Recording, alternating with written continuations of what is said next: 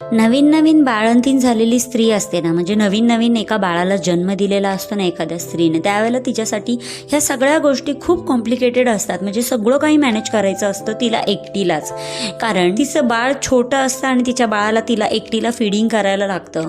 ज्या वेळेला शिसू करतं ते बाळ त्यावेळेला तिलाच एकटीला ते साफ करावं लागतं.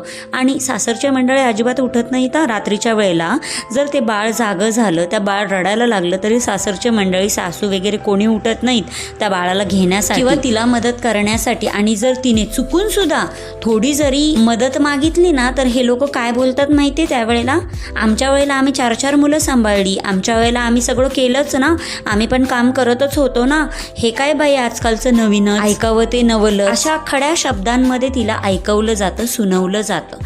त्यामुळे कारण का माहिती आहे का, ती जी सासू असते ना तिला सगळं काही माहीत असतं, सगळं दिसत असतं, ती सगळं काही पाहत असते, पण तिच्या डोक्यात एकच गोष्ट असते, मी सहन केलं ना मग तू पण सहन करायचं.